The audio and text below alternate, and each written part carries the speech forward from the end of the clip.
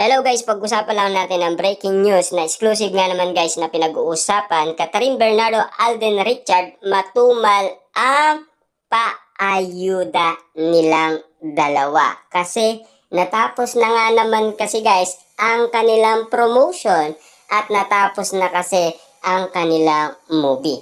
Pero mapapanood muli natin guys ang kanilang movie sa Pebrero 13, 2024 sa Netflix. Hanggang ngayon guys, nababaliw pa rin ang mga netizens at mga Katdens fans sa pag-aanap ng mga ayuda galing kina Catherine Bernardo at Alden Richard. Lalo-lalo na guys, sumama ang loob ng iba dahil dinedma nga naman kasi ni Catherine Bernardo ang kaarawan ni Alden Richard. Walang nangyaring kaganapan na talagang merong mga resibong nagsilabasan kung meron nga naman ganap kina Catherine Bernardo at Alden Richard. Ayon kasi guys sa iba, nagtatanong ang ilan fan kung bakit matumal o tila naging madamot sina Catherine Bernardo at Alden Richard sa update o paayuda sa kanila